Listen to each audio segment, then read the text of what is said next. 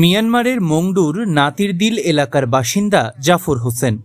সম্প্রতি তিনি অবৈধ অনুপ্রবেশ করে বাংলাদেশে আসেন আহত হয়ে, হারিয়েছেন একটি পাও।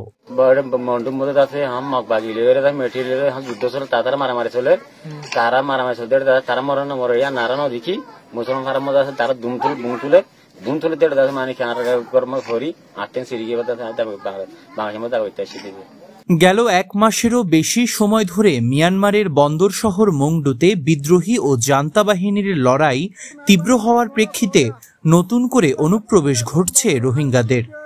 বাংলাদেশের অস্থিতিশীল পরিস্থিতির সুযোগে সরকারি হিসেব বলছে নতুন করে ৮,০০০-এর মতো এসেছে রোহিঙ্গা।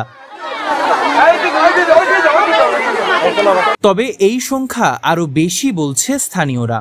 অনুপ্রবেশ করা রোহিঙ্গারা বলছে ওপারে ভয়াবহ যুদ্ধ চলছে, প্রাণ বাঁচাতে বাংলাদেশে আসা ছাড়া আর কোনো উপায় নেই তাদের।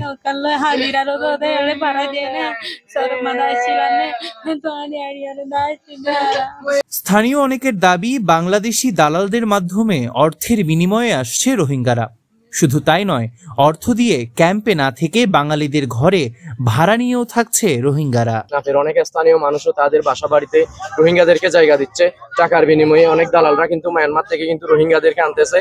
তো এগুলো বন্ধের ক্ষেত্রে যদি আমি বলি, প্রশাসনকে আরো তৎপর হতে হবে। বিজিবির সাথে কথা হয়েছিল এই বিষয়ে।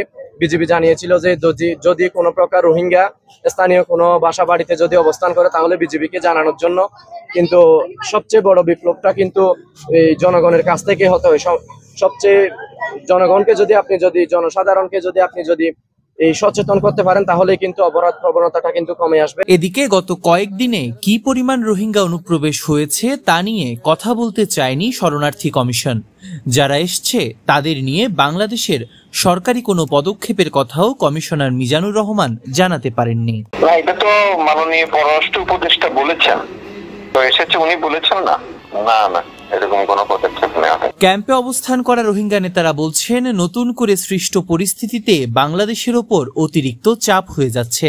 দ্রুত রোহিঙ্গা সমস্যা সমাধানের জন্য তারা আন্তর্জাতিক সম্প্রদায়ের হস্তক্ষেপ চেয়েছেন। প্রতিদিন রোহিঙ্গা আয়ারে বাংলাদেশ আল্লাহ দরে কা চ্যালেঞ্জেস বলিজার গো আই ফিরি দুনিয়ারে আরজ গজুম রোহিঙ্গা কমিউনিটি রোহিঙ্গা কম হদিবা বানা বাংলাদেশ তো সলিবা জিম্মা দেন ফুরাত দুনিয়া তো সলিবা জিম্মা এখন দুপাত দেই তারা হতে ইনসান এত আল্লাহ ফুরাত দুনিয়া তিন জেন্ডিয়া রেসপন্সিবিলিটি আছে এন্ডিলা রেসপন্সিবিলিটি দাঁড়ায়ারে তারারে জেন্ডিলা গরাবরে হেন্ডা সুসিতা করি আর কান মাঝে জলদি আর টুপি দিয়ারে একান সেফ জুম করি তো আছে দে রোহিঙ্গা আগে যদি আইতাই কেদের বুঝিহীন হতি এখন নয়া ফৌসি জলে মাঝে হাসে তাই নতি জলদি বেগুন যাবে ফারিবাল্লাহ বলি আই একতা রিকোয়েস্ট করি।